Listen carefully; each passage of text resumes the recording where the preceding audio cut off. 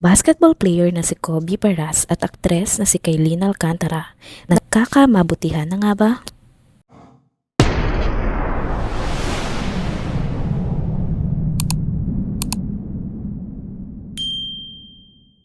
Hello mga ka-trenders! Welcome back muli sa ating channel.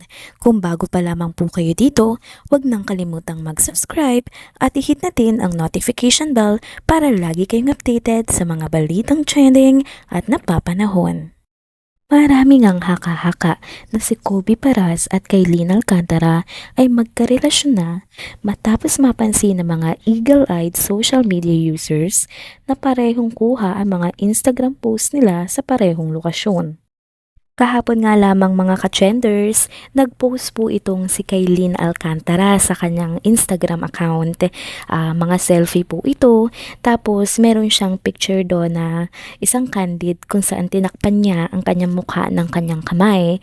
Tapos may caption po ito ng good morning. And yun nga, nag-comment po si Kobe Paras ng emoji na may heart at doon na siya nag-umpisang usisain ng kanyang mga followers tungkol sa kanilang dalawa. Sabi nung isang followers niya, "Tama yan Kailin, sa big boy ka, wag sa big size toddler." Sabi naman nung isa, "Sino ba namang di magkakagusto nito kaganda? No wonder kung bakit ang gagwapo ng mga suitors nito. Maganda, young, talented at sikat. Asan ka pa?" Tapos meron pang nag-comment ng, "Hoy, in-story to ni Kobe." And then meron din nagko-comment na, "I can really smell this photo."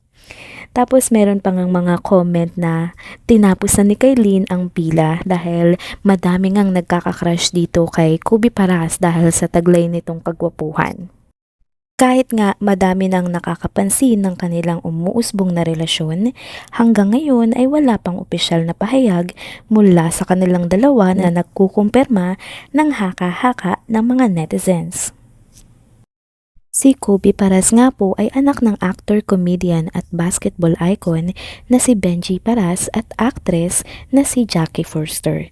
Matatanda ang nabalitaan noon na naging kasintahan nito si Ateneo Lady Eagle na si Pauline Gaston noong taong 2018, ngunit nagkahiwalay din sila.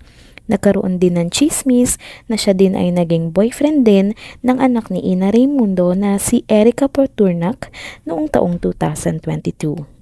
Si Kailin Alcantara naman ay nalink noon sa dati niyang on-screen partner na si Mavi Legaspi. Nag-umpisa silang mag-date noong taong 2021, ngunit kumalat ang balita ng hiwalayan pagkatapos nga ng halos 3 taong relasyon nila. Kasama nga sa mga bali-balita na ang dahilan ng paghihiwalay ng dalawang ito ay third party sa side ni Mavi at ang pagiging mama's boy daw di umano nito.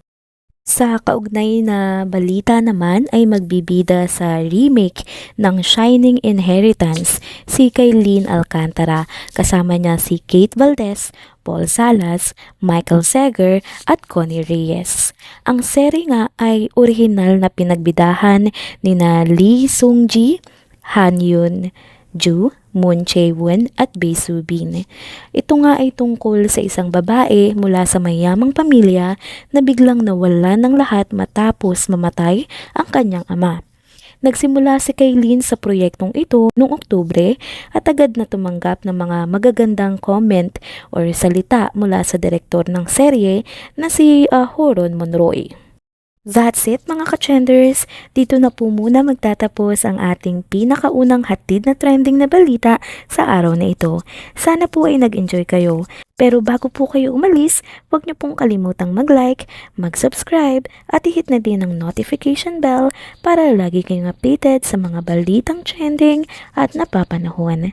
Hanggang sa susunod na trending update mga ka-trenders, paalam!